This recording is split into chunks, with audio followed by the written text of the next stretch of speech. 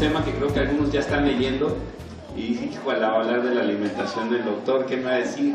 Y como que no quieren mucho saber el tema de la alimentación porque pues la comida es sabrosa, ¿no? Es uno de los placeres que Dios nos dejó y qué rica es la comida, ¿no?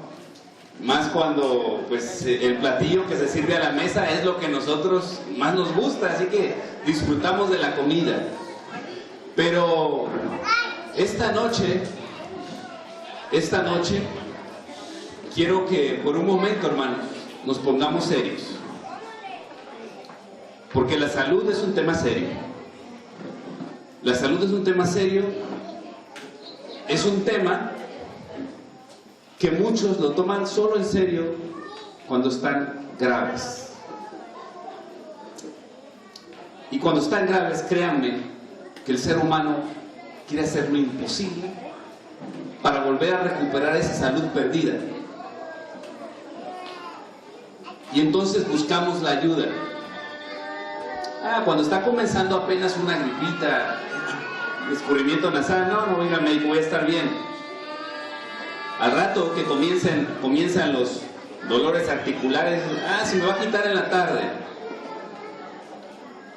Y a medianoche, porque es muy común, ya cuando todo el mundo está durmiendo, el médico está durmiendo, resulta que ya ve que no puede, siente que se le va la vida, que la fiebre está por los cielos y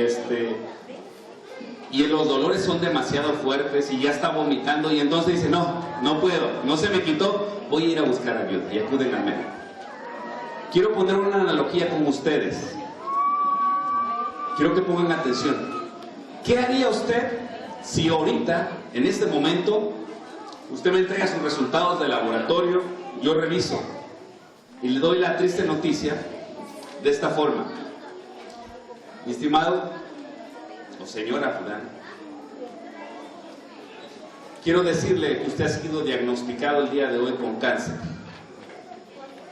Y su cáncer está en etapa 4, etapa terminal.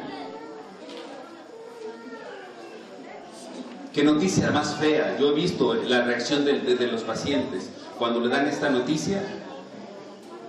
La sangre como que se va de regreso al corazón y una sensación de desmayo en el paciente y no lo puede creer. ¿Pero cómo?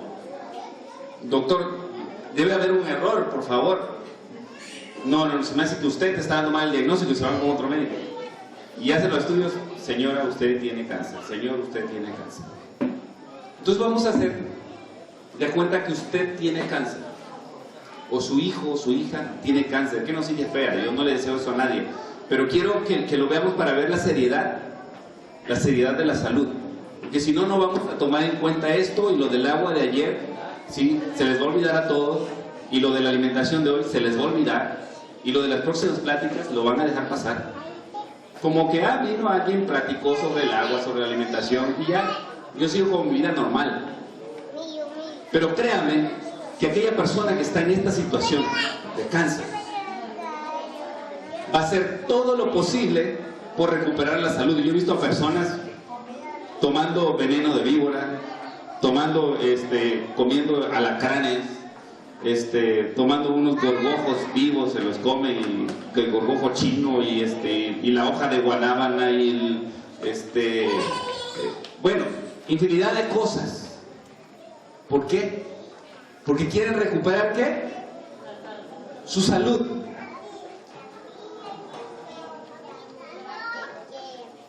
Y Dios quiere que tú tengas salud. Porque si tú tienes salud, tienes vida eterna. Porque la salud es importante. Porque Dios quiere eso de nosotros. Yo quiero que goces de buena salud, se dice en el Nuevo Testamento. Vamos a hablar rapidito de la alimentación. ¿Ok? Pongan atención. Si hoy no tomaron agua y no hicieron la decisión de tomar agua, tómenla. Porque los puede librar de esa enfermedad del cáncer. No solo ustedes, a sus hijos. Tienes a chiquito, que tome su coca. Y que tome, que coma bastante. Al fin y al cabo, pues no se va a enfermar ahorita hasta que esté adulto. No. Hay que cuidarlos desde el momento que están chiquitos, desde el pecho. Si tu madre no te alimentas bien, pues la alimentación que recibe tu hijo a través del pecho, pues no es buena. Alimentación, algo muy importante. Apocalipsis 14, 6, 7 nos habla del mensaje del tercer ángel. Nosotros como adventistas del séptimo día creemos en el mensaje del tercer ángel, ¿sí? Y este va relacionado a la salud. Dice: vi volar por el medio del cielo otro ángel que tenía el evangelio eterno para predicar a los moradores de la tierra, toda nación, tribu, lengua y pueblo, diciendo a gran voz: temed a Dios y dadle gloria, porque la hora de su juicio ha llegado a aquel, y adorad a aquel que hizo el cielo y la tierra, el mar y las fuentes de las aguas. Sí.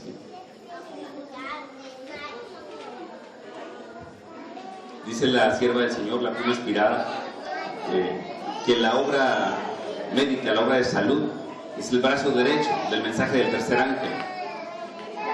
En 1 Corintios 10:31 dice esto: si bien coméis o bebéis o hacéis otra cosa, hacedlo todo para gloria ¿de quién? De Dios. De Dios. Pero usted cree que si yo como, ¿sí?, llego a la casa, a la mesa, me siento y me sirve mi ración de comida, y como está muy rica pido una segunda ración de comida, y como está muy rica pido una tercera ración de comida, ¿creen ustedes que estoy haciéndolo para honra y gloria de Dios? Porque estamos maltratando nuestro cuerpo, ¿sí? Y entonces se pierde esta línea, ¿sí? El régimen alimenticio pobre e impropio es igual a enfermedad. Si tú no te alimentas bien, sí, va a ser igual a enfermedad. Quiero hacer un paréntesis: todos aquellos que comieron antes de llegar aquí al tema de hoy, ¿sí?, no van a estar poniendo atención adecuada, ¿sí? Es una recomendación que les voy a hacer para mañana. Pueden comer a las 2, 3 de la tarde, pero no coman media hora antes de venir. ¿Por qué? Porque el pH del cuerpo se eleva y la sangre se concentra en el estómago, y entonces el flujo sanguíneo en el cerebro no es suficiente para uno estar atento. Y si no es suficiente para estar atento, no vas a poner la atención y te va a comenzar a dar sueño, ¿sí? Por eso las personas que hacen cualquier actividad que requiere esfuerzo mental después de comer, ¿sí?, no tienen un buen desempeño. Entonces, ¿qué es la nutrición? Bueno, la nutrición es la ciencia que estudia la procesión de los nutrientes básicos para nuestro organismo, ¿sí? Ok, cada célula necesita una fuente de energía para cumplir sus funciones, y esa fuente de energía la otorgan los alimentos, ¿okay? La comida, lo que usted ingiere. Las fuentes de energía, pues carbohidratos completos, azúcares mascabados, frutas, miel, caña, cereales integrales, papas, grasas no saturadas, muchas, infinidad de fuentes alimenticias. Estas se queman en presencia del oxígeno que obtenemos al respirar. Las grasas no saturadas, ¿sí?, son como las oleaginosas, el aguacate, castañas, nueces y otros. Bueno, estos alimentos son los que nos deberían de nutrir. La siguiente, por favor. Pero vamos a ver qué pasó. ¿Por qué nosotros somos tan descuidados? Y no es porque usted quiera hacerlo, sino es por toda la herencia que hemos recibido, ¿sí? Pero ¿qué fue lo que Dios dijo? Dios dijo en Génesis 1:29: he aquí os he dado toda planta de que da semilla, que está sobre la tierra, y todo árbol que hay fruto y da semilla, os será para comer. ¿Saben qué es eso? Es el plan original de alimentación. Es la base para tener una vida sana. Si tú te alimentas con eso, créeme que es muy imposible que te enfermes, salvo por que la enfermedad es producto del pecado, pero vas a conservar bastante tu salud. ¿Y qué dice ahí? ¿Dice carne? ¿No? ¿Dice la leche de la vaca? No. ¿Dice, qué será, las papas fritas? No, porque no dice aceite, ¿no? O sea, esta es la dieta original que Dios nos dejó, ¿ok? Luego tenemos a los cereales, las frutas carnosas, los frutos oleaginosos, legumbres, hortalizas. Constituyen, sí, el alimento escogido para nosotros por el Creador. Ahora vamos, ok, pero bueno, pecamos, el hombre pecó. ¿Y qué hay después del pecado? Bueno, entra el pecado. En Génesis 3, 17 y 18 dice: maldita será toda la tierra por tu causa. Con dolor comerás de ella todos los días de tu vida, espinos y cardos te producirá, y comerás las plantas del campo. Ya se agregó algo más, las plantas del campo, ¿okay? Lo que tú vas a sembrar, ¿sí? Y entonces, pues el campesino, yo no le tengo que explicar esto porque él sabe que lo que cuesta ir a sembrar el maíz, ir a cosecharlo, ¿sí? Pero ¿qué sucede? Todavía es parte de la dieta original del Señor. Pero después del diluvio, ¿qué pasó? Sí, todo lo que se mueve os vive os servirá de alimento, dice. Lo mismo que las legumbres y las plantas verdes, que os he dado todo, pero carne con su vida, que es su sangre, no comeréis. No voy a dar otra explicación de eso porque el pastor lo explicó de manera ejemplar ayer. ¿Sí? Entonces, carne con su vida no comeréis. Dicho sea de paso, hay personas que entre más sangre tiene la carne, dicen más sabor tiene. Si no tiene carne, si no tiene sangre, no tiene sabor. ¿Ok? Otro consejo bíblico, en Levíticos 3:17 dice: estatuto perpetuo será para vuestros descendientes, donde quiera habitéis. ¿Ninguna qué? Ninguna grasa ni ninguna sangre comeréis. Si evitáramos estos dos, créanme, hermanos, que la obesidad y la diabetes bajarían, la hipertensión bajaría, porque la grasa es lo que se va acumulando en las arterias, se van tapando y pues aumenta la presión arterial. ¿Quieren saber cómo es que se tapan las arterias? Pues cuando salga a regar las plantas, agarre y sale abra la llave y va a salir el agua pues con un flujo muy bonito, ¿no? Moderado. Comience a taparle poco a poco y van a ver que la presión va aumentando. Igual pasa en la sangre, ¿sí? Igual las arterias, poco a poco se van tapando y cuando vienen a ver, el flujo es fuerte, ¿sí? La presión es fuerte y existen las consecuencias de la presión arterial. Génesis 3:6 dice: y vio la mujer que el árbol era bueno para comer. Y Josué 5:12: y el maná el maná cesó al día siguiente desde que comenzaron a comer el fruto de la tierra. Bueno, ¿por qué les puse estos versos? Porque la alimentación es tan importante, ¿sí? Que desde que entró el pecado, ¿sí? Entró por la alimentación. Si nosotros no cuidamos lo que comemos, nosotros vamos a realmente tener problemas con nuestra salud. Tenemos que cuidar lo que comemos, ¿sí? Hermanos, si tú comes mucho, tu cuerpo te va a cobrar factura. Si comes mucha carne, si comes mucha grasa, te va a cobrar factura. ¿Y cómo te cobra esa factura? Te va a cobrar factura con enfermedades graves, ¿sí? Hay que comer moderadamente. Cuando uno comienza a subir de peso, porque dicen: es que las personas gorditas comen mucho. Y les voy a decir por qué comen mucho. Porque el centro del apetito del cerebro tiene un regulador, ¿sí? Un switch que se activa, se llama leptina, ¿sí? Esta hormona se bloquea desgraciadamente cuando hay mucha grasa en nuestro cuerpo, y entonces ya el paciente no come para saciarse, sino come para llenarse. Y entonces la frase: no estoy lleno. Pero el cuerpo del ser humano no se hizo para estar lleno, se hizo para estar saciado. Y como tú quieres estar lleno, ¿sí? Comes y comes hasta que ya no puedes ni caminar, ¿sí? Ahora sí estoy lleno, entonces, pero no estás saciado. Y cuando haces esto por mucho tiempo, la grasa bloquea esta leptina y entonces ya tu cerebro no funciona adecuadamente, y créeme que vienen todas las demás enfermedades, ¿ok? Entonces, el consejo de hoy es ser moderados en la alimentación. Sería muy largo explicarles qué cosas debemos comer y qué cosas debemos dejar, pero con que quede esto en su mente: ser moderados. ¿Qué es esto? El platillo y la ración que les sirvieron sin repetición.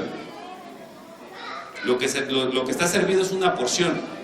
Y hay gente que dice, pues el doctor dijo una sola porción y se van a servir bastante. No, una porción moderada. ¿Qué?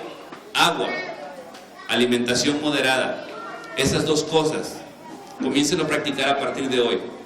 Porque si usted tuviera cáncer, comienza a hacerlo el día de hoy.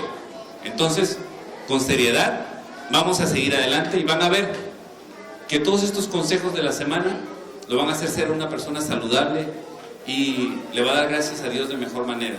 Y mañana, si hoy comió antes de venir, por favor no coma más temprano para que no venga aquí con sueño y pueda tener atención y su mente esté clara para ser usada por el Espíritu Santo.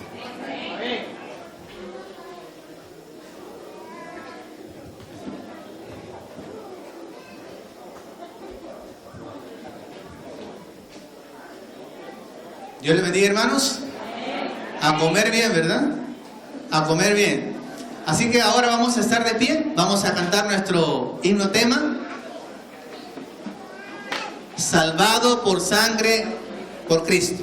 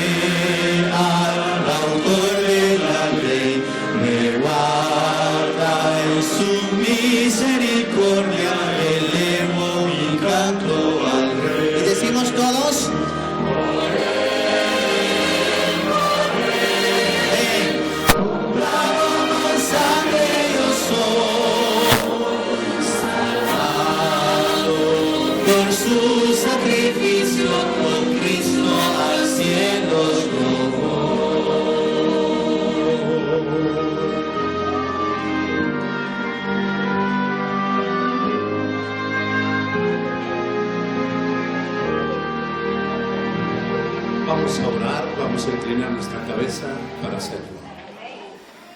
Amante Padre Celestial, nuevamente venimos en esta noche para encontrarnos contigo en este lugar. Queremos agradecerte, Señor, porque nos permites reunirnos por tercera noche consecutiva.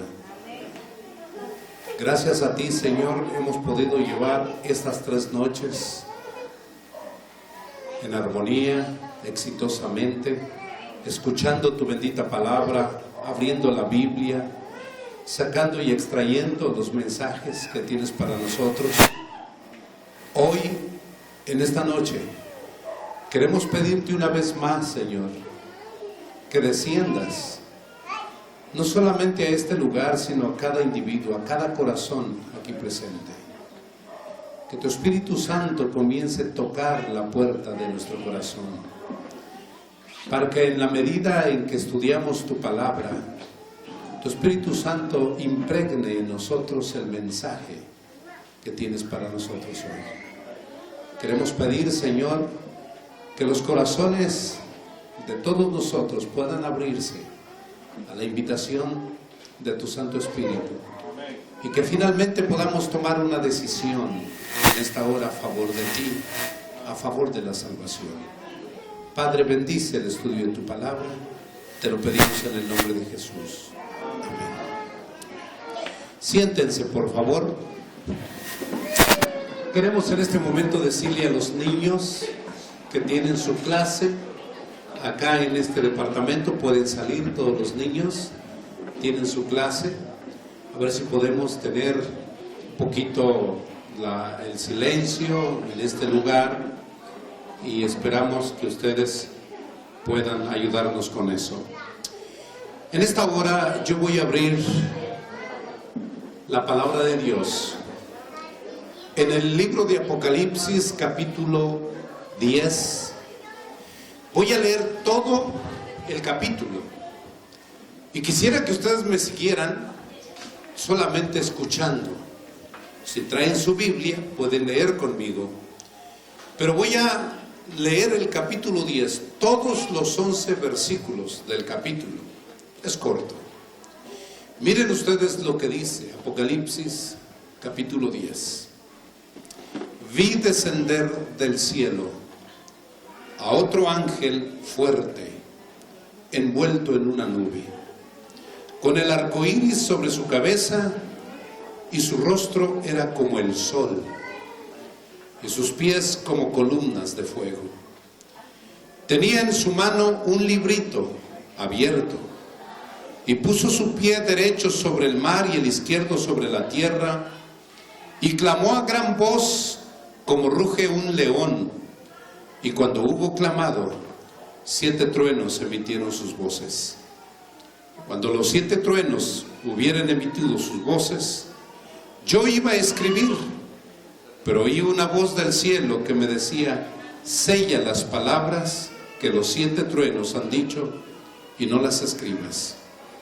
Y el ángel que vi en pie sobre la mar y sobre la tierra levantó su mano al cielo y juró por el que vive por los siglos de los siglos, que creó los cielos y las cosas que están en él, y la tierra y las cosas que están en ella, y el mar y las cosas que están en él, que el tiempo no sería más, sino que en los días de la voz del 7º ángel, cuando él comience a tocar la trompeta, el mismo Dios se consumará como él lo anunció a sus siervos, los profetas. Más bien, el misterio de Dios se consumará como él lo anunció a sus siervos, los profetas.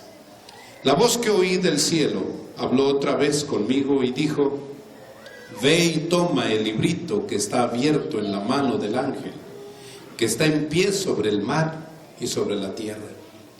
Y fui al ángel diciendo que me diese el librito, y él me dijo: toma y cómelo, y te amargará el vientre, pero en tu boca será dulce como la miel. Entonces tomé el librito de la mano del ángel y lo comí, y era dulce en mi boca como la miel, pero cuando lo hubo comido, amargó mi vientre. Y él me dijo: es necesario que profetices otra vez sobre muchos pueblos, naciones, lenguas y reyes. Estimados hermanos, en esta hora quiero solamente darles un resumen del capítulo 10 de lo que hemos leído. El capítulo 10 es un libro profético, es decir, es un capítulo profético. Y quiero decirles que todo el libro de Apocalipsis es profético, es simbólico. Y lo tenemos que interpretar de esa manera, de una manera simbólica. Por eso es que el capítulo 10, quiero presentarles a continuación el simbolismo que encierra este libro. Y de esa manera, quisiera que ustedes pudieran darse cuenta lo que viene hablando, a lo que se refiere este capítulo 10. Y comienzo con esto. El capítulo 10, versículo 1. El ángel que está parado sobre la tierra y sobre el mar es nuestro Señor Jesucristo.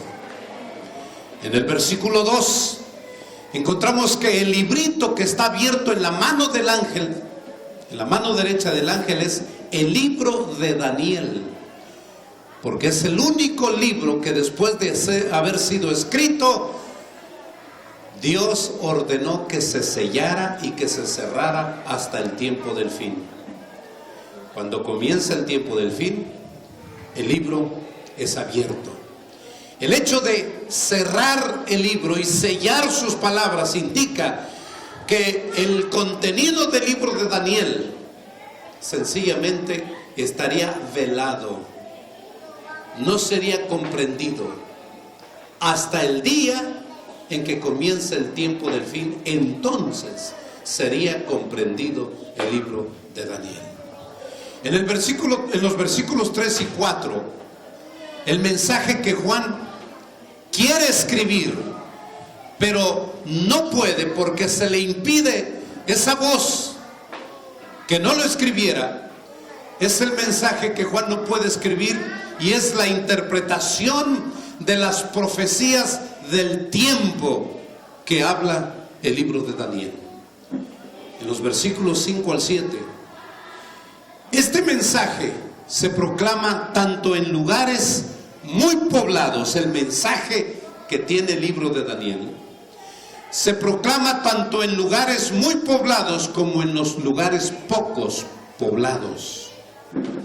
En los versículos 10, capítulo 10, 9, 8 y 9, el sabor dulce es el anuncio de la segunda venida de Cristo que encierra Daniel. Cuando Daniel, es decir, cuando Juan recibió la orden que comiera el librito que estaba en la mano derecha del ángel, dice que lo comió y cuando llegó a su paladar era dulce como la miel. ¿Qué mejor dulzura podría compararse con la miel? La dulzura de las buenas nuevas, la dulzura de la segunda venida de Cristo que comenzó a predicarse justamente en el tiempo del fin. Los versículos 10, el versículo 10, el sabor amargo representa la decepción, el chasco que produjo esta expectativa cuando Jesús no vino, cuando ellos, los seres humanos que vivían en este tiempo, anunciaron que vendría y no vino. Esa decepción, ese chasco fue parecida al chasco y a la decepción que tuvieron los discípulos de Cristo cuando vieron a Jesús crucificado y cuando sus esperanzas se desvanecieron, y algunos de ellos pensaban que Jesús era el que vendría a liberarnos. Esos dos caminantes a Emaús que se encontraron con Jesús ese domingo de la resurrección expresaron este chasco, este sinsabor, y nosotros creíamos que era Él el que debería de redimir a Jerusalén. Así es que esa decepción de los discípulos y ese chasco es parecido, y estaba anunciado y profetizado que sería la misma experiencia cuando ellos anunciarían la segunda venida de Cristo, que sería en el tiempo fijado e interpretado por ellos. Pero cuando no vino, fue una decepción que les amargó el vientre. En el versículo 11, que es el último versículo, pero antes de ello, aquí encontramos un llamamiento profético. Este capítulo anuncia el surgimiento de la iglesia adventista como de una manera profética. Aquí es cuando comenzó este movimiento, esta iglesia. Pero este movimiento surgió con un mandato, según el versículo 11. En el versículo 11, el mandato que recibió la iglesia, los pioneros de esta iglesia, fue de que ahora ese mensaje de la segunda venida de Cristo debería de ser profetizado.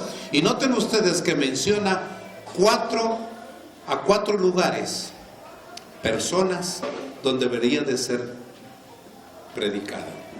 Dice, es necesario que profetices otra vez sobre muchos pueblos, naciones, lenguas y reyes. Esta declaración menciona pueblos, lenguas, naciones y reyes. 4 lugares, 4 cosas. El número 4 en el libro de Apocalipsis simboliza totalidad. El mundo entero. Son 4 los puntos cardinales que hay en la tierra. El norte, el sur, el este y el oeste hablan de totalidad. En otras palabras, la orden que se le dio a los pioneros de esta iglesia es que prediquen a todo el mundo, al mundo entero. ¿Qué van a predicar? Van a predicar justamente lo que ellos comenzaron a predicar: la segunda venida de Cristo, la interpretación del libro de Daniel. Había llegado el tiempo del fin, cuando el libro de Daniel sería entendido, sería explicado y predicado a todo el mundo, y entonces todo el mundo lo podría entender. Quiero decirles que en ese tiempo, en todo el mundo conocido de aquel entonces, de una manera simultánea comenzó a predicarse el Evangelio, a predicarse las buenas nuevas de la segunda venida de Cristo después de esa decepción. De hecho, comenzó a predicarse, y voy a comenzar a presentarles un personaje llamado Manuel Lacunza y Díaz. Manuel Lacunza y Díaz, que nació en 1731 y 1801 murió en América Latina, en América del Sur, concretamente en el país de Chile, en medio de la barbarie y de las supercherías de los ministros de la religión. Él, Manuel Lacunza y Díaz, era un jesuita chileno, obispo, y él se abrió camino hasta las Sagradas Escrituras, y allí encontró la verdad de la próxima vuelta de Cristo. Impelido a dar el aviso, pero deseando no obstante liberarse de la censura de Roma, publicó sus opiniones bajo el seudónimo de Rabí Ben Ezra, dándose por un judío convertido. Este jesuita, obispo, que nació en 1731 y murió en 1801, comenzó a leer el libro de Daniel y a entenderlo y a interpretarlo, porque era el tiempo en que ahora se debía de entender el contenido del libro de Daniel. Además, Manuel Lacunza y Díaz, en 1790 comenzó a circular un manuscrito titulado La venida del Mesías en gloria y majestad, escrito por este sacerdote jesuita, obispo. Circuló en España y en la América española. Cuando él escribió este manuscrito, inmediatamente fue censurado por Roma, por el Vaticano. Y la forma como fue censurado es que lo mandaron llamar para que él pudiera decir: ¿qué es lo que tú estás hablando? Estás saliéndote de las doctrinas de la iglesia. Porque además de que Manuel Lacunza y Díaz comenzó a hablar de la segunda venida de Cristo, que sería próxima en un futuro cercano, en 1790, comenzó a enseñar y a predicar que el cuerno pequeño de Daniel 7, 24 y 25 era el sistema papal. Siendo un obispo católico, comenzó a enseñar. Y cuando a él lo llamaron y le dijeron: ¿qué es esto lo que tú estás diciendo? Dice: bueno, lo que estoy diciendo es solo lo que la Biblia dice. Lo que estoy predicando es lo que la Biblia dice. Y quiero decirles, hermanos, que en ese momento a Manuel Lacunza y Díaz lo sacaron de Chile, le quitaron su puesto, su responsabilidad que tenía, y lo confinaron allá en la cima de esa cordillera, la cordillera de los Andes, y lo confinaron en un monasterio, en el monasterio más alto que tenía el sistema papal, el Vaticano. Lo confinaron, y allí Manuel Lacunza y Díaz murió, pero dejó este manuscrito, La venida del Mesías en gloria y majestad. Y en 1828 o 27. Entonces alguien más vino a publicar ese libro en 3 tomos. Y hoy en día se conoce ese libro de Manuel Lacunza y Díaz en 3 tomos, la venida de Jesús en gloria y majestad. Además de este hombre, simultáneamente Daniel Whitby propuso una segunda venida espiritual que sería seguida por 1000 años, donde todas las religiones renunciarían al pecado, luego de lo cual Cristo volvería de manera radical. Fíjense, leyendo el libro de Daniel. Whitby, después Timothy Dwight, en 1798, proclamaría que la venida de Cristo está ante nuestras puertas, aludiendo al concepto de Whitby, en 1798. Noten ustedes, personas diferentes, todas ellas religiosos, católicos, obispos o sacerdotes, que estudiaron la Biblia, la habían estudiado siglos y siglos antes, pero no entendían el libro de Daniel. Pero justamente antes de 1800 comenzaron a estudiar el libro de Daniel y comenzaron a entender y a interpretar el libro de Daniel, porque la profecía de Daniel 12:4 es que se sellara el libro y se cerraran las profecías hasta el tiempo del fin. Y en el tiempo del fin, hermanos queridos, fíjense todo lo que sucedió. En Inglaterra, el diario The Christian Observer se ocuparía de la profecía de 1260 años que están dentro de la profecía más grande de la historia, 2300 años. Uno de sus corresponsales, John Brown, introdujo los 2300 años entre el año 457 antes de Cristo y 1843 después de Cristo. John Brown, en Inglaterra. Además de John Brown, además él mismo no solamente predicó esto, sino que predicó que la gran ramera de Apocalipsis 16, que se levanta o que se sienta sobre una bestia con 7 cabezas, él dijo, John Brown, dijo que se refería la profecía al sistema papal. Esta gran ramera, dijo, es el sistema papal, es el Vaticano. John Brown, en Inglaterra. Además, estas fechas fueron aceptadas por William Cunningham. William Cunningham, quien creía que al finalizar los 2300 años marcaban la purificación del santuario, que creían que el santuario era la tierra. Fíjense, este hombre también, diferente a todos los demás. Además, en Ginebra aparecería la figura de S.R.L. Gaussen. Gaussen, quien fue un celoso defensor de la segunda venida de Cristo en Alemania. La segunda venida fue predicada por Johann Richard, Leonard, Kelber y Johann Lutz. Estas personas en Alemania y los demás en Francia comenzaron a predicar acerca de la segunda venida de Cristo a esta tierra en los próximos años. Estamos hablando en este tiempo alrededor de 1790, 1800. Además de eso, en Australia, al otro lado de la ciudad, del mundo, al otro lado del mundo, Thomas Playford predicaba a auditorios repletos de la esperanza bienaventurada.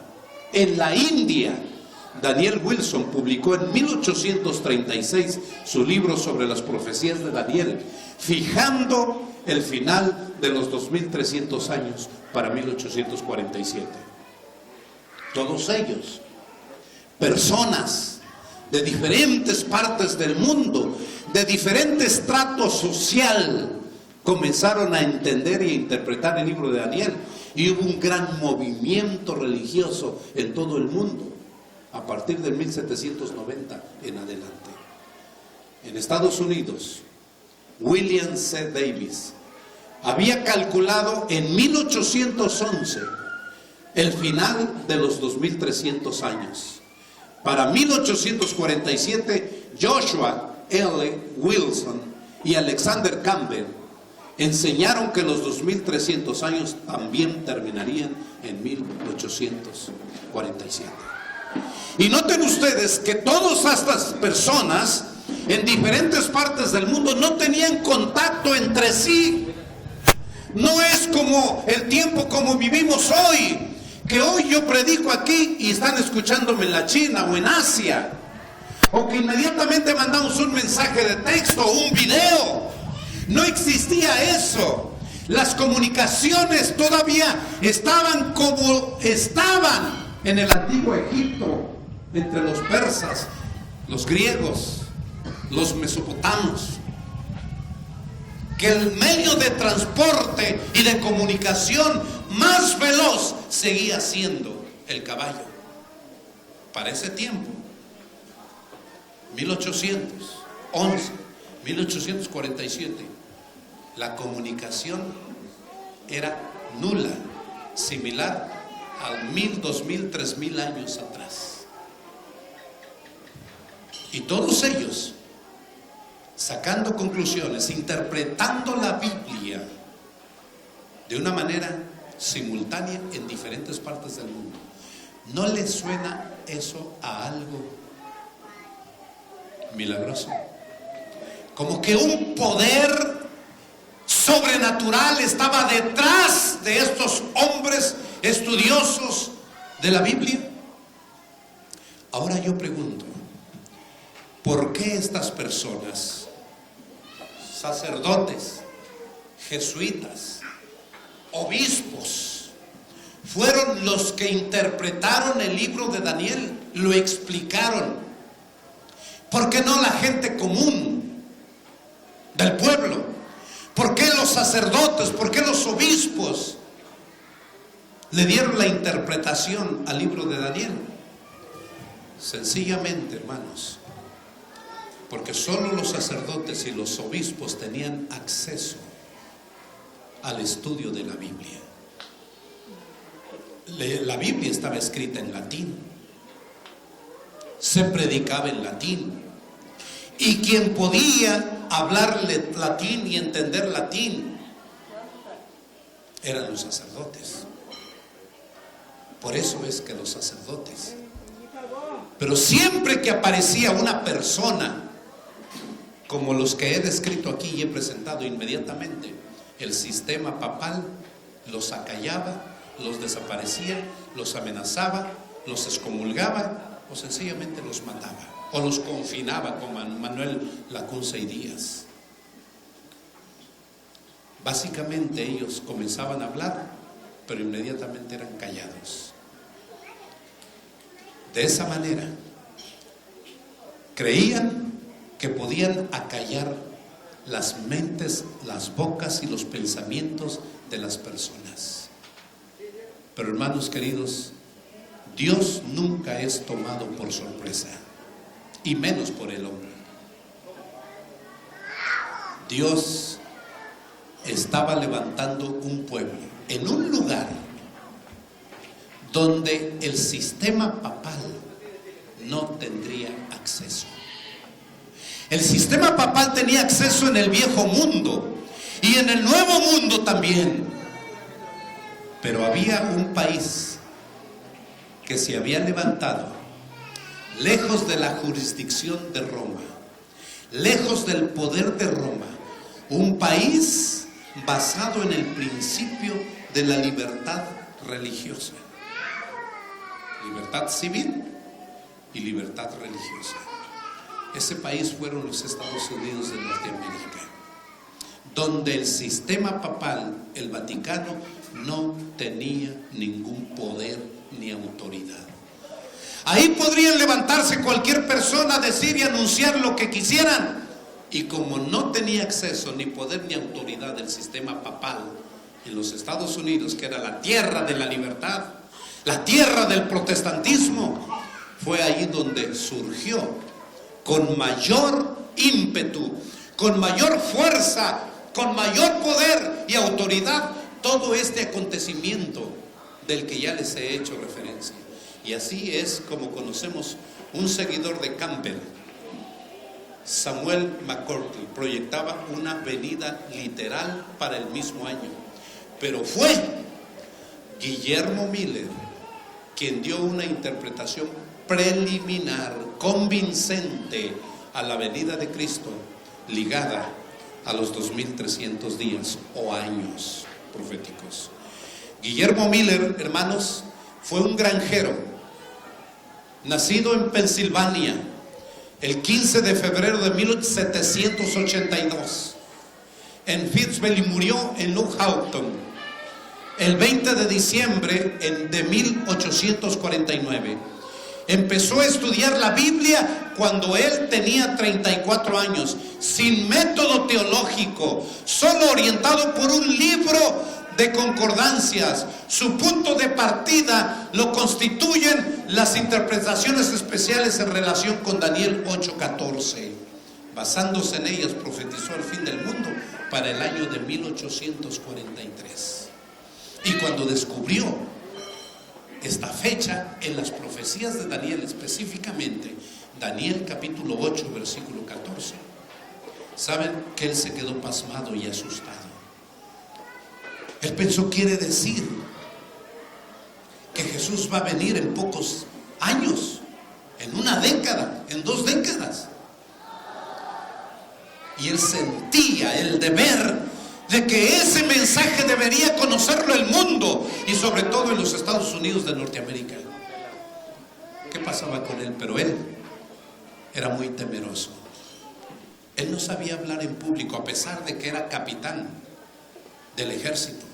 El ejército de los Estados Unidos, que derrotó a la invasión británica en los Estados Unidos, en las 13 colonias de los Estados Unidos. Estaba a punto de perder la victoria, es decir, la batalla, porque su ejército, el ejército de William Miller, era tan pequeño comparado al británico, que era 1 por 3 soldados.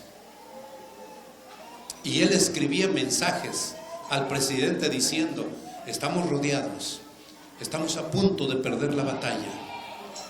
Pero de alguna manera milagrosa, él dice que sucedió algo, de tal manera que lograron adelantar las filas y poco a poco hacer retroceder a los británicos, y finalmente lograron la victoria con pocos hombres contra muchos soldados británicos. Él, después de ganar esa batalla, regresó a su tierra, comenzó a estudiar la Biblia, la palabra de Dios, y entonces comenzó a interpretar todo lo que les he mencionado. Pero ahora sentía como si una fuerza lo impulsaba a anunciar, a predicar y a decir lo que estaba descubriendo de la palabra de Dios, concretamente del libro de Daniel. Pero hermanos queridos, él no quiso hacerlo. Él dijo: pero yo no sé hablar, yo nunca me he parado ante un púlpito, yo no puedo. Y quiero decirles que estuvo batallando Guillermo Miller por 10 años, escuchando siempre una voz diciendo: anuncia, di lo que has descubierto, predica. Y cada vez que escuchaba él esa voz decía: no, yo no puedo, no puedo. Pero continuamente la voz: predica, anuncia. Pasaron 10 años y él luchando contra esa orden divina: anuncia y predica lo que has descubierto. Finalmente él dijo: está bien, Señor, si tú quieres que yo predique, lo voy a hacer, pero si alguien viene a invitarme y toca mi puerta y me invita, si alguien viene y me invita, entonces yo voy a predicar. Saben, hermanos, fue más lo que él prometió que lo que sucedió inmediatamente. Un día domingo, él era bautista, Guillermo Miller era bautista, y un día domingo corrió su sobrino para decirle: tío, Tío, no tenemos predicador. Necesitamos escuchar la palabra de Dios. Por favor, ven y háblanos de la palabra de Dios. Cuando él escuchó eso, él le había prometido al Señor: está bien, iré, pero si alguien me invita. Y sucedió. Cuando él se dio cuenta de eso, él quiso retractarse y decir: no, tengo pavor, pánico ante la gente. Pero ya lo había prometido. Así es que un domingo fue a un grupito de aproximadamente 25 personas y comenzó a explicar el libro de Daniel, concretamente la profecía de Daniel 7 y de Daniel 8. Él predicó por 4 horas continuas. Y los miembros de la iglesia le dijeron: por favor, continúa. Y él dijo: continúo más tarde. Y el siguiente día siguió predicando, y el siguiente día predicando lo que había descubierto en las Escrituras, concretamente en el libro de Daniel. Pronto llegaron invitaciones de afuera, de otras iglesias, de iglesias presbiterianas, bautistas, metodistas, congregacionalistas, episcopales, de diferentes confesiones religiosas. Vinieron invitaciones para que él predicara los descubrimientos que había hecho del libro de Daniel, capítulo 7 y capítulo 8. 2 cosas que Guillermo Miller anunció. Número 1, él anunciaba y predicaba que el cuerno pequeño de esa bestia de Apocalipsis 7 es el sistema papal, el Vaticano. Número 2, que la segunda venida de Cristo sería en 1844. Así es que ese mensaje que era recibido por toda la gente que escuchaba a Guillermo Miller era un mensaje de esperanza, de liberación. Era un mensaje en el cual finalmente todas sus esperanzas de la humanidad, de los seres humanos, estaban y llegaban a 1844. Era la dulzura de la segunda venida de Cristo. Lo mismo que sucedió en Sudamérica, en Europa, en Oceanía, estaba sucediendo en América del Norte. Lo mismo que sucedió en América del Sur, en América Central, estaba sucediendo en América del Norte de manera simultánea. Como que un poder sobrenatural estaba uniendo los corazones para que se anunciara ese mensaje a todas partes del mundo, a los 4 puntos cardinales, a toda nación, tribu, lengua y pueblo. Esta dulzura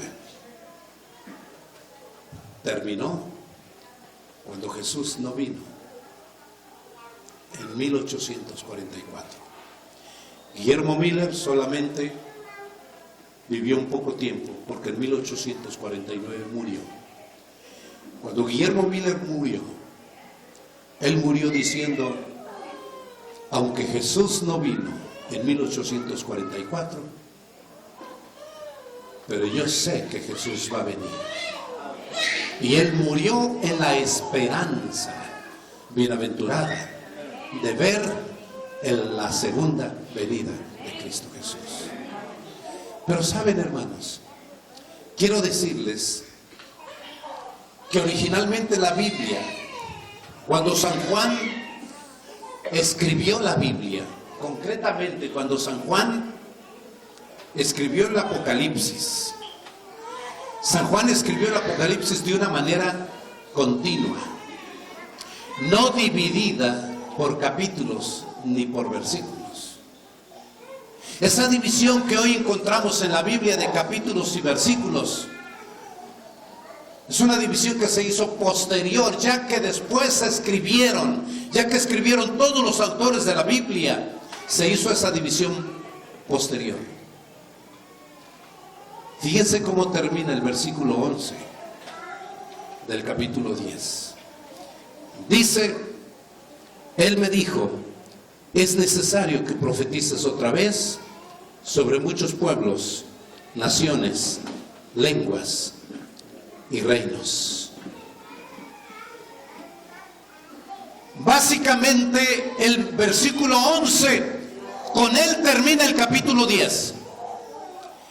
Pero el capítulo 11 es una continuación del capítulo 10. En el capítulo 11 encontramos en el primer versículo lo siguiente, que es una continuación. Y dice precisamente en el capítulo 11, versículo 1 y 2. Entonces me fue dada una caña semejante a una vara de medir, y se me dijo: levántate y mira el templo de Dios y el altar y a los que adoran en él. Y estamos hablando palabras simbólicas. ¿Qué simboliza eso? Noten, estas palabras continúan después de la orden: es necesario que profetices otra vez sobre muchos pueblos, naciones, lenguas y reyes. Y luego, inmediatamente después de eso, dice: entonces me fue dada una caña semejante a una vara de medir. En primer lugar, ¿para qué sirve una caña? Una vara de medir. Una caña o una vara de medir era un símbolo de juicio, como lo era una balanza, una pesa, una báscula. ¿Se acuerdan lo que hizo precisamente que cayera el reino de Babilonia? El último rey, Belsasar, que había hecho o cometido idolatría y hecho abominación delante de Dios, usando los platos, los vasos y las tazas del templo sagrado de Dios que se había traído. Y cuando él estaba en una orgía, de una manera invisible, apareció en su pared de ese salón donde estaban bebiendo, tomando: Mene, mene, tekel, uparsin, que significa: pesado has sido en balanza y has sido hallado falto. Tu reino pronto concluirá. Balanza, sinónimo de juicio. Medida, esta vara o esta caña semejante a una vara de medir, significa juicio. Ha llegado el juicio. En el capítulo 14 de Apocalipsis, versículo del 6 en adelante, dice: porque el juicio ha llegado a este mundo. Y el juicio, según la profecía de 2300 años, comenzaría precisamente en 1844. De acuerdo a las interpretaciones de todos estos hombres que les he mencionado, al final de los 2300 años comenzaría el juicio. Así es que mientras que el pueblo de Dios, mientras que la iglesia adventista del séptimo día se le dio la orden a los pioneros: levántate, es necesario que prediques otra vez. Y le dice: otra vez. Es decir, significa que repitas el mensaje que has estado predicando. El mensaje para declarar al pueblo el pecado. ¿Quién es el enemigo de Dios? ¿Quién es el anticristo? ¿Quién es esa extraña criatura que se levanta contra el trono de Dios? Lo que has interpretado, lo que has descubierto, predícalo al mundo. Predica al mundo que el sistema papal es el cuerno pequeño, es la ramera, es la bestia de Apocalipsis 13. Pero además, predica y di al mundo que Jesús viene pronto. Y entonces, mientras que la iglesia predica eso, se le da la orden, pero comienza el juicio. Y fíjense cómo lo dice: mide el templo de Dios el altar y a los que adoran en él. Pero luego dice, pero al patio que está fuera del templo, déjalo aparte y no lo midas, porque ha sido entregado a los gentiles y ellos hollarán la ciudad santa 42 meses. Quiero explicarles esto. Todo estudioso de la Biblia, todo estudioso serio de la Biblia, reconoce que el templo, tanto el de Salomón como el tabernáculo de Moisés, está compuesto de 4 partes. Algunos piensan que solamente 3, pero realmente el templo de Salomón y el tabernáculo que Moisés levantó en el desierto estaba compuesto de 4 partes. Ese tabernáculo que Moisés levantó en el desierto mientras que el pueblo de Israel iba viajando de Egipto a Canaán, Dios le dijo, levanta un santuario, levanta un templo. ¿Cómo lo vas a levantar? Dios le mostró en el cielo, dice, así como está el templo en el cielo, así lo vas a hacer, de las mismas medidas, igualito. Entonces Moisés levantó este templo, este santuario, y se los voy a ilustrar aquí. Miren ustedes, este es el santuario que Moisés levantó en el desierto. Aquí encontramos el campamento del pueblo hebreo que estaba viajando de Egipto a Canaán, y era conducido no solo por Moisés, porque Moisés era conducido por Dios mismo. Dios se manifestaba a través de esta antorcha, a través de esta columna de fuego que iluminaba a todo el campamento durante la noche. Pero de día, esta antorcha de fuego se convertía en una nube, una columna de nube que cubría todo el campamento. En este santuario que Moisés levantó en el desierto lo hizo tomando el ejemplo, el patrón del santuario celestial. Y aquí en este santuario, miren ustedes, aquí está, y acá se los voy a presentar mejor. Está rodeado primero de todas estas casitas de campaña. Estas casitas de campaña, aquí vivían las 12 tribus de Israel, que estaban agrupados por 3 príncipes de Israel. Aquí estaban una tribu, más bien 3 tribus. 3 tribus aquí, 3 tribus acá y 3 tribus allá. Todos ellos. Así es que miren ustedes, el santuario tenía 4 partes. Primero, el campamento. Después del campamento tenía el atrio. En el campamento estaban todas las casitas de campaña que el pueblo hebreo, el pueblo de Dios que sacó de Egipto, vivían. Bien ordenaditas, bien limpias, con una bandera. Cada una de estas tribus tenía una bandera. 3 tribus agrupados en una bandera. Una bandera de ellas tenía un símbolo o un rostro como de hombre. Una bandera como de un ser humano. La otra bandera tenía un símbolo de un águila. La otra bandera tenía un símbolo de un león. Y la otra bandera tenía un símbolo de ¿qué? ¿De qué nos falta? ¿Se acuerdan ustedes de los 4 seres vivientes? ¿Sí? ¿Qué habla la Biblia?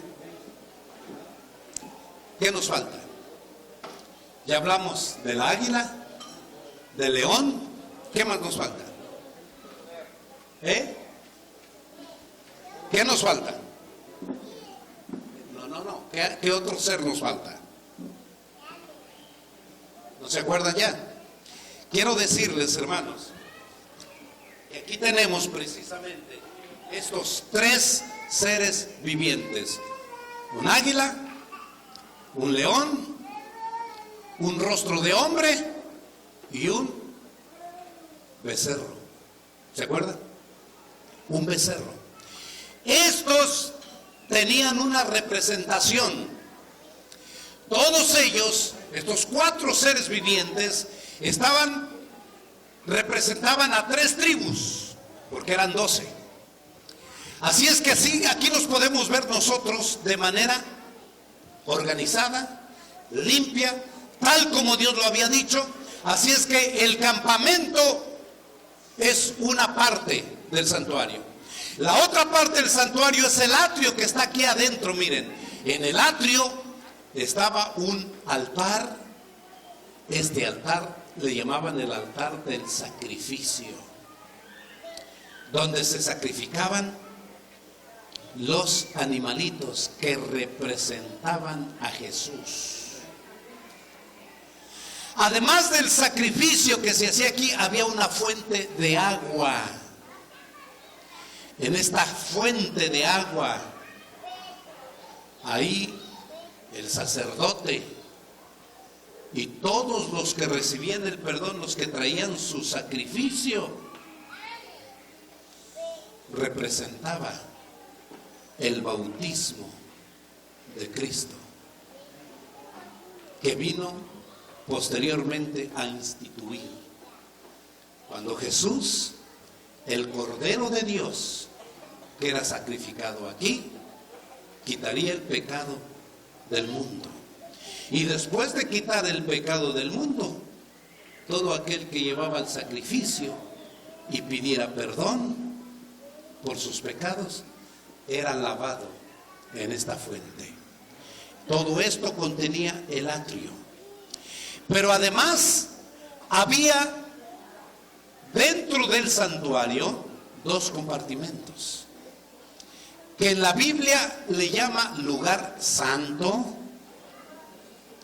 Y en el lugar santo, se los voy a presentar aquí. Bueno, todavía este es el atrio. En el lugar santo había estos 3 instrumentos, 3 muebles. Uno de ellos era una mesa que tenía 12 panes, representando a las 12 tribus de Israel. Tenía un candelabro con 7 brazos. Este candelabro siempre estaba encendido, siempre estaba con la luz encendida. Estos panes se cambiaban cada 8 días. Esta luz estaba encendida siempre. Pero además de la mesa de los panes y de este candelabro, cada uno de ellos tienen un significado. Pero además de eso, había un altar que le llamaban el altar del incienso, que tiene una representación. Todo esto estaba en el lugar santo. Y después, detrás de este velo, entonces está el otro lugar que se le llama el lugar santísimo. Y este lugar santísimo, miren lo que había. Estamos aquí en el lugar santo. En el lugar santísimo, aquí se los voy a ilustrar. Miren lo que había. Aquí está el lugar santísimo. En el lugar santísimo había un arca con 2 palos, miren, 4 argollas. Y sobre esta arca había un propiciatorio con 2 querubines mirando hacia adentro del arca. Tenían 4 alas. 2 alas pegaban la una de la otra. Tenían también con sus alas una especie de reverencia mirando hacia lo que había dentro del arca. Y dentro del arca había 3 cosas importantes. Número 1, ¿qué había dentro del arca? adventistas del séptimo día. ¿Qué había? Número uno, ¿había qué? Las tablas de la ley. Número dos, ¿qué había? Número dos, estaba el maná que había descendido por 40 años para darle alimento al pueblo de Israel del cielo. Y número tres, ¿qué más había?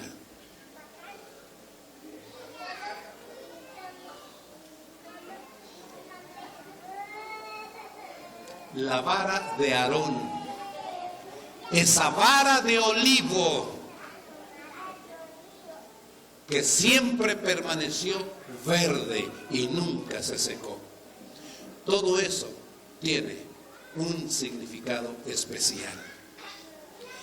Ya que les presenté esto, noten ustedes la orden. Levántate y mira el templo de Dios y el altar y los que adoran en él. Pero el patio que está fuera del templo, déjalo aparte y no lo midas, porque ha sido entregado a los gentiles y ellos pisotearán la ciudad santa 42 meses. ¿Qué significa esto? Esta extraña orden que Dios le dio a la iglesia adventista del séptimo día. Antes, primero le dijo, es necesario que profetices otra vez. ¿Qué tienes que profetizar? Lo que has venido anunciando, lo que has venido presentando. La segunda venida de Cristo es próxima. Además, debes de profetizar lo que has descubierto en Daniel 7 y Daniel 8. Tienes que enseñar al mundo que no se deje engañar, que aquel cuerno pequeño que habla blasfemias contra el Altísimo y que persigue a los santos del Altísimo es el sistema papal, y que lo hará con mayor intensidad justamente antes de la segunda venida de Cristo. Es necesario que profetices otra vez a muchas naciones, pueblos, lenguas y reyes. E inmediatamente mide el templo de Dios, el altar y los que adoran en él. ¿Qué significa eso? Hermanos queridos, el medir significa una obra de juicio, como les dije. Pero además de que significa una obra de juicio, significa que todos los que adoran, los que entran y los que adoran en el altar, ellos no deben ser medidos. Solamente van a ser medidos justamente, dice aquí, levántate y mide el templo de Dios. Van a medir y ser juzgados los que están en el templo de Dios. Pero tenemos que entender lo que significa el juicio. Solamente mide los que adoran en el templo y están en el altar del incienso, y los que adoran en él. Pero el patio, el patio, no lo midas, déjalo aparte, no los juzgues, déjalo aparte, porque ellos se quedarán sin ser juzgados y ellos van a pisotear la ciudad por 42 meses, o como lo dice aquí, la ciudad santa por 42 meses. Me animaría a explicarles en este momento el contenido y el simbolismo que encierra eso, pero me temo que ya es tarde, pero quiero hacerlo mañana con ustedes. ¿Estarán listos para venir el día de mañana? ¿Sí? ¿Quieren escuchar el significado de lo que hemos leído? Les hice toda esta historia, hermanos queridos, porque quiero mostrarles bíblicamente por qué la iglesia adventista del séptimo día es la iglesia remanente. Y quiero explicarles bíblicamente por qué todas las demás iglesias que claman a Dios, que adoran a Dios, sencillamente no son el pueblo remanente de Dios. Y se los voy a explicar mediante estos símbolos. ¿Quieren venir mañana? ¿Cuántos no van a venir mañana? Nadie. Quiere decir que todos van a venir. ¿Cuántos van a venir mañana? ¿Quieren escuchar este mensaje? Pero quiero decirte que posiblemente si lo vas a escuchar, a lo mejor no quieras escucharlo, porque te vas a dar cuenta que finalmente la iglesia donde estás yendo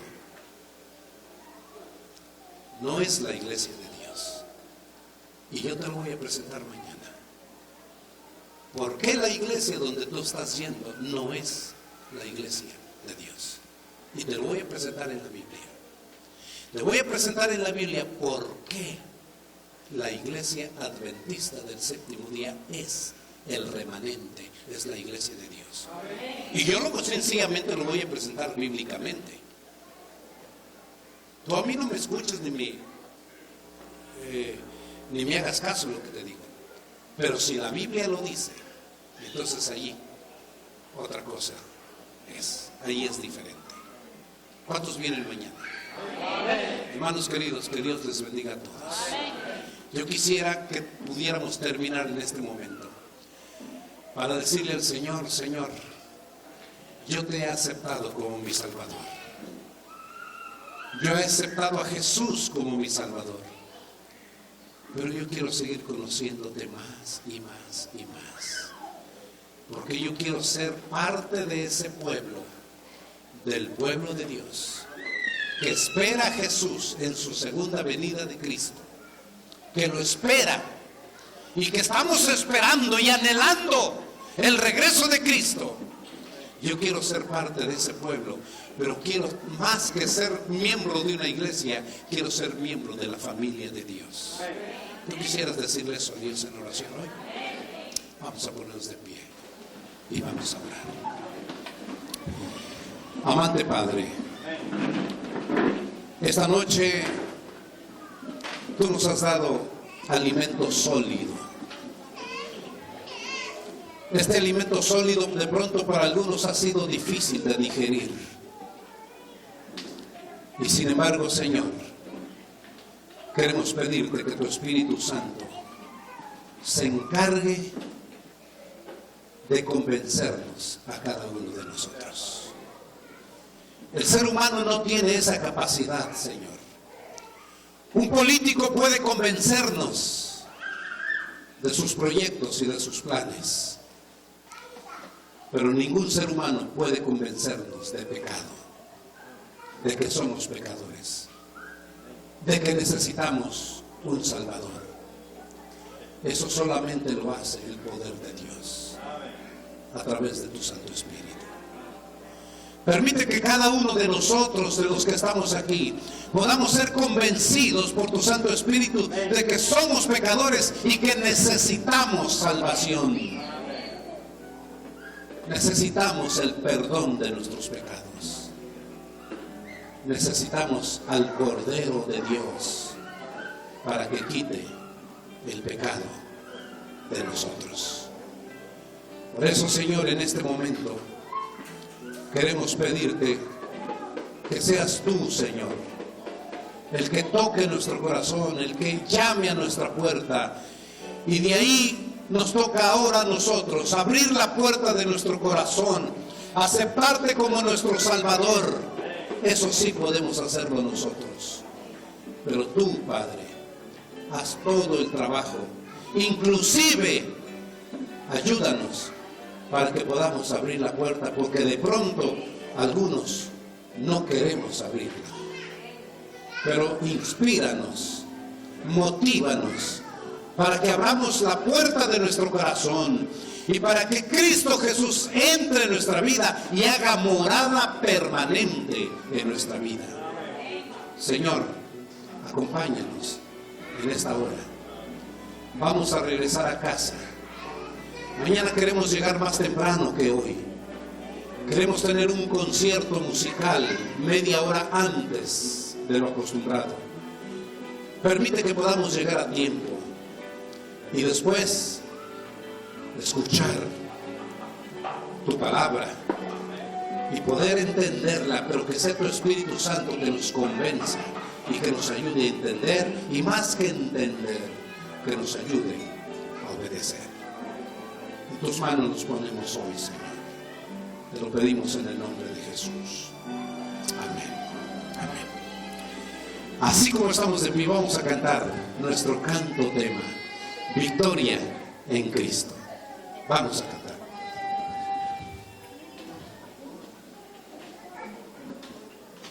¿Cuántos quieren victoria en Cristo? Así que vamos a cantar. Hoy quiero escuchar, ya estuvimos 2 noches anteriores, así que yo creo que ya empiezan ustedes a memorizárselo. Así que vamos a cantar.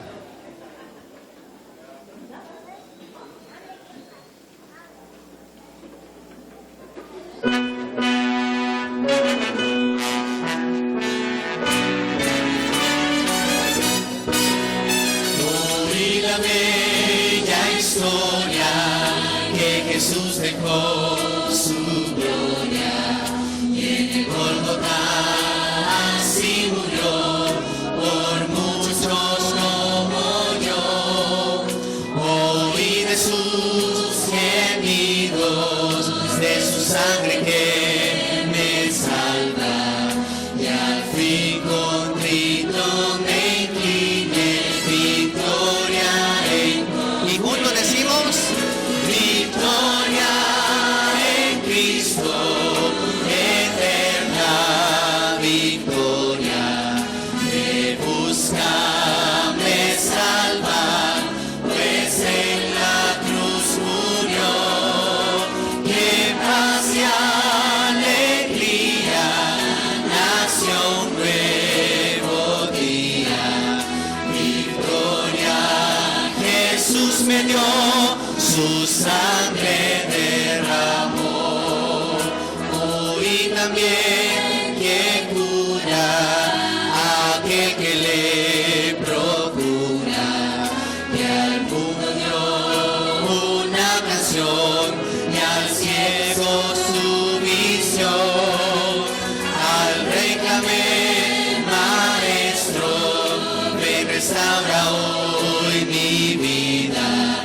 Y pronto Cristo me atendió, victoria Él me dio. y decimos: Victoria en Cristo, eterna victoria. Me busca, me salva, pues en la cruz murió. Que paz y alegría, nació un nuevo día. Victoria Jesús me dio, su sangre derramó.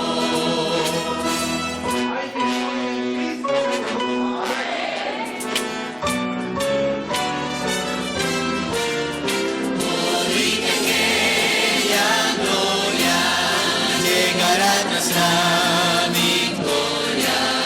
A los redimidos por Jesús en fulgurante luz, de ángeles cantando y mi casa esperando. Será glorioso abrir y así poder cantar. y cantamos: Victoria en Cristo, eterna victoria. Me busca, me salva,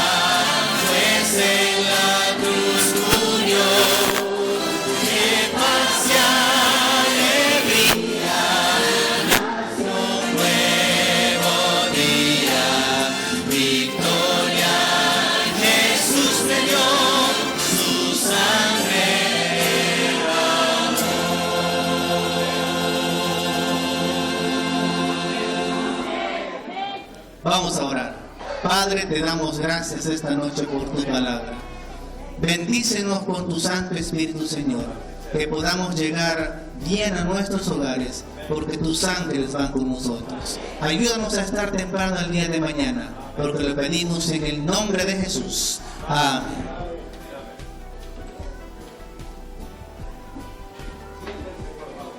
No, pueden quedar así. No hay problema. Ya nos vamos. Solo agradecer. Recordar, mañana iniciamos 5:30. Les esperamos. Y gracias por estar una noche más con nosotros. Por favor, ancianos de iglesia y comisión de limpieza, nos quedamos en una reunión cortita, 3 minutos. Por lo demás, hermanos, si nos ayudan a despechar sillas, de llevarlas al lugar allá donde las guardamos, y de nuevo agradecemos. Que Dios nos lleve con bien y que tengamos un buen descanso.